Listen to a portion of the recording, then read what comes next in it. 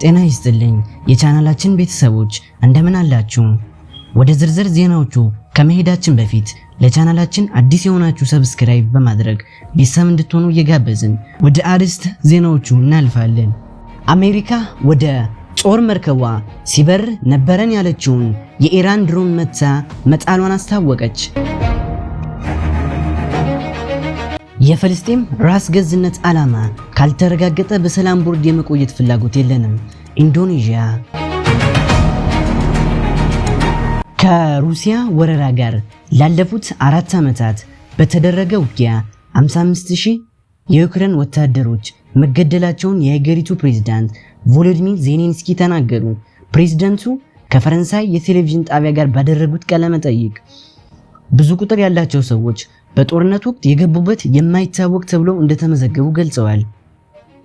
ዩክሬን በጎርጎሮሳውያኑ 2025 መጀመሪያ አካባቢ በጦርነቱ 46000 ወታደሮች መገደላቸውን አስታውቃ ነበር። ዩክሬንና ራሽያ 1000 ኪሎ ሜትር ገደማ በሚረዝም የጦር ግንባር ላይ በመፋለም ላይ ይገኛሉ።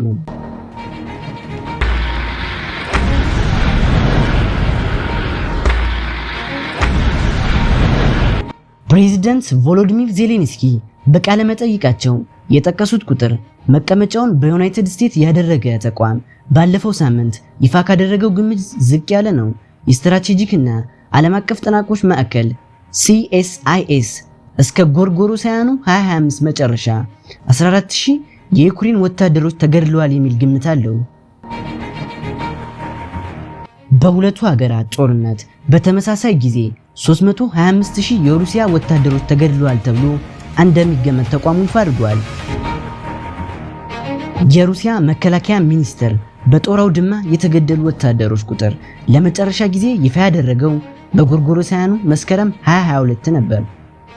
በወቅቱ በጦርነት የተገደሉ ሰዎች ቁጥር ከ6000 በታች እንደሆነ የሩሲያ መከላከያ ሚኒስቴር ገልጿል። ጦርነቱ ዩክሬናውያን ሲቪል ሰዎችን ጭምር ሰለባ አድርጓል። በተባበሩት መንግስታት የዩክሬን የሰብአዊ መብት ክትትል ተልዕኮ መሰረት ጦርነቱ ከተጀመረ ወዲህ 15000 የሚጠጉ ሲቪል ሰዎች ሲገደሉ 40000 በላይ ጉዳት ደርሶባቸዋል።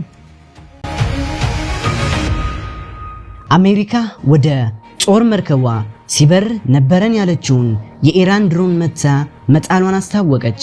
አገሪቱ በአረቢያ ባህር ላይ ወደሚገኘው አውሮፕላን ተሸካሚ መርከቧ በኃይል ሲቃረብ የነበረውን የኢራን ድሮን መታ መጣሏን ነው የአገሪቱ ጦር አቀባይ የገለጸው።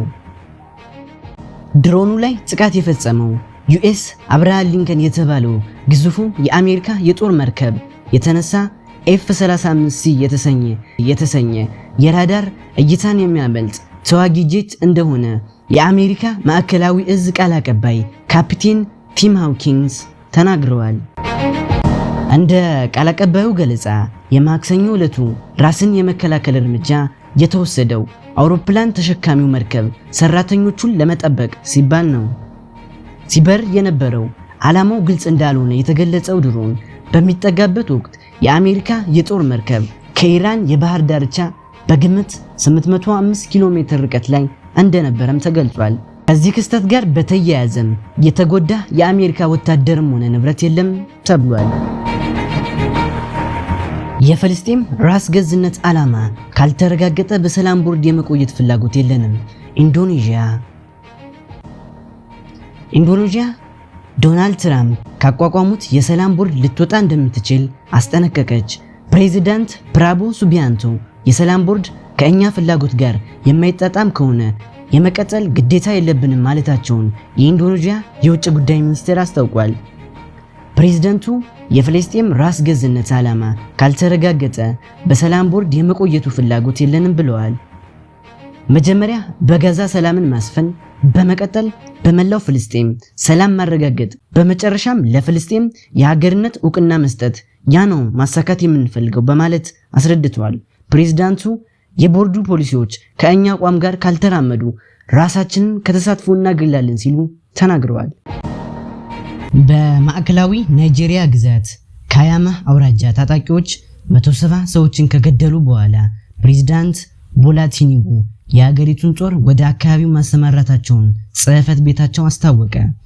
ባለፈው ማክሰኞ ወሮ በተባለ መንደር ላይ የተፈጸመው ጥቃት ከኒጀር በሚያዋስነው ግዛቶች በዚህ ዓመት ከተከሰቱ ሁሉ የከፋ እንደሆነ ሮይተርስ ዘግቧል።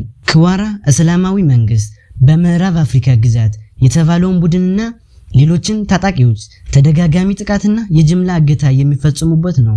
ፕሬዚዳንት ቲኒቡ ወደ አካባቢው የተሰማራው የናይጄሪያ ጦር ሰራዊት ክፍል ተጨማሪ ጥቃቶች እንዳይፈጸሙ የመክታትና ራቅ ባሉ አካባቢዎች የሚኖሩ ማህበረሰቦችን የመጠበቅ ኃላፊነት እንዳለበት ገልጸዋል። ጥቃቱ የፈሪና አረመናዊ ሲሉ ያወገዙት ፕሬዝዳንቱ ታጣቂዎቹ አክራሪ የአገዛዝ ስርዓት ለመጫን የተደረጉ ሙከራዎችን ውድቅ ያደረጉ ነዋሪዎች ላይ ያነጣጠረ እንደነበር ገልጸዋል። ከአካባቢው ተመርጠው የናይጄሪያ ምክር ቤት አባል የሆኑት ሳይዱ ባባ በጥቃት ወቅት 38 የመኖሪያ ቤቶች መውደማቸውን ለሮይተርስ ተናግረዋል። በሰሜናዊ ካሲና ግዛት ባለፈው ማክሰኞ በተፈጸመው ሌላ ጥቃት 21 ሰዎች መገደላቸውን ሮይተርስ ዘግቧል። ታጣቂዎቹ ከቤት ወደ ቤት እየተዘዋወሩ ሰለባዎቻቸውን በጥይት እንደገደሉ የአካባቢው ነዋሪዎችና ፖሊስ ገልጸዋል።